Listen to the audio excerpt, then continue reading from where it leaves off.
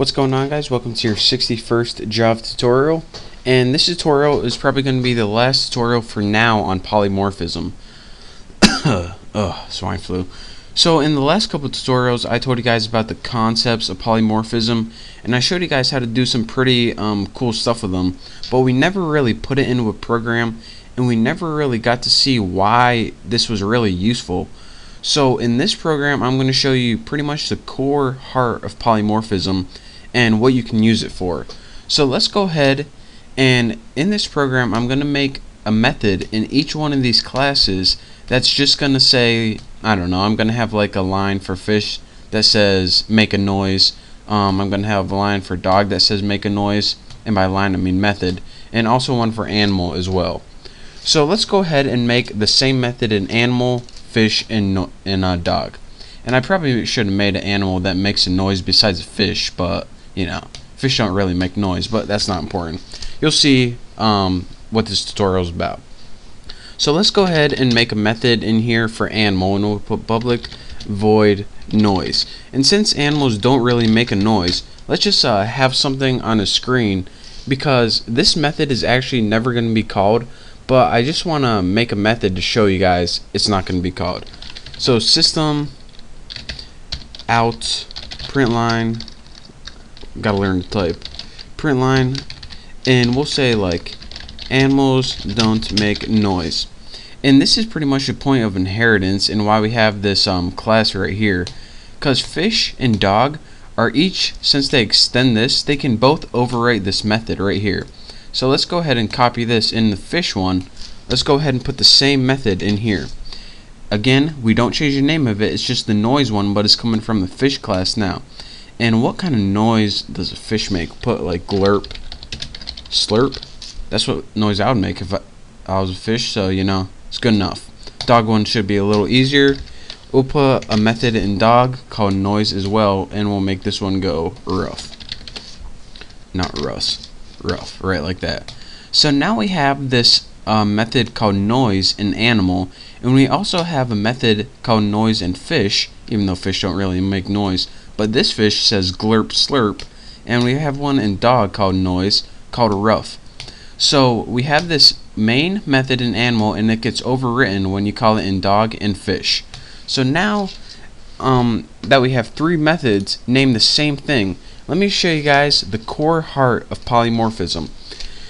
One of the main aspects of polymorphism is that if you can put objects into an array like we did last time, but we didn't really do anything with it, we just added them into the array. The cool thing is that you can put objects in an array, and you can loop through that array and call the same method for the objects. The thing is, you can automatically call noise for dog, and when you call noise for dog, rough prints out, and when you call noise for fish, glurp slurp comes out. And if we had a bird and you call noise for bird, it would be chirp chirp. If we had a class called cow and a method called noise, it would do moo. So it's pretty cool in the sense that you can loop through an array of objects and call the same method name, but each method, since it's in a different class, it does something a little different. And this is my virus protection right here, so I will renew that later. Get out of my way. Get. So let me go ahead and show you guys how to do this. Go ahead and make an animal type object, which is actually going to be an array. So go ahead and write animal, and we'll name it the list, and we'll set it equal to new animal 2.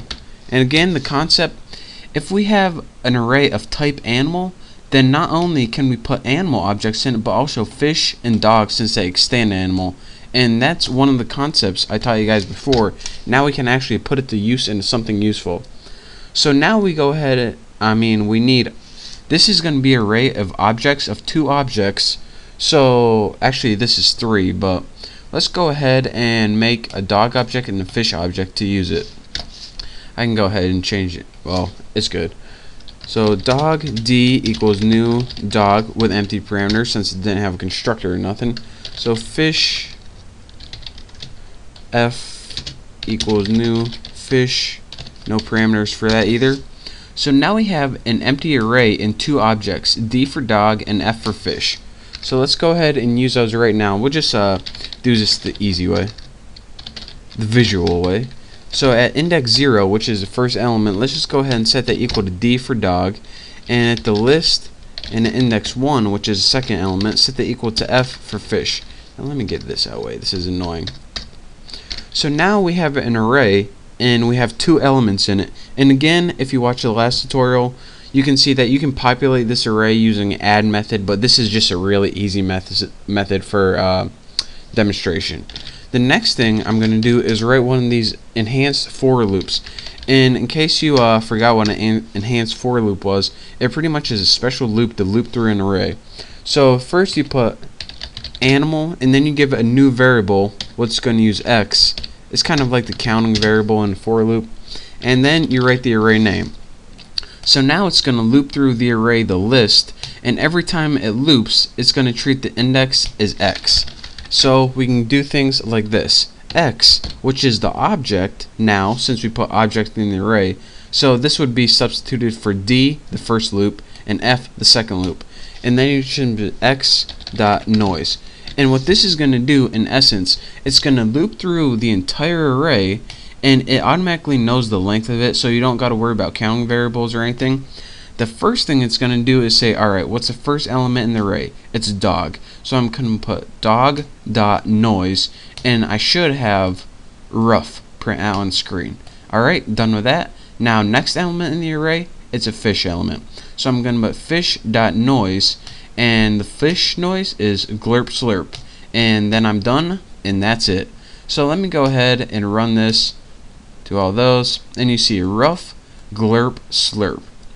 So that, like I said, is pretty much the core essence of polymorphism, in the sense that you can automatically create an array of objects and loop through that array and call each method with the same name in that object, and you don't have to create a bunch of objects. You don't have to be like D dog, F fish. This is a real quick way if you had like an 100, or excuse me, an 100, why do I keep saying n 100? 100 objects, so you don't have to call 100 lines of code. You can just make this and it loops through. So in the next couple tutorials, I don't feel like doing any more polymorphism because it's kind of annoying, but I needed to teach you guys what like implements and abstract classes were, so that's why I did this, because in the next tutorials we're going to be getting the GUIs more and some awesome visual stuff. So thank you guys for watching this tutorial. Don't forget to subscribe. The next tutorials are going to be awesome. So again, thank you guys, and I'll see you next time.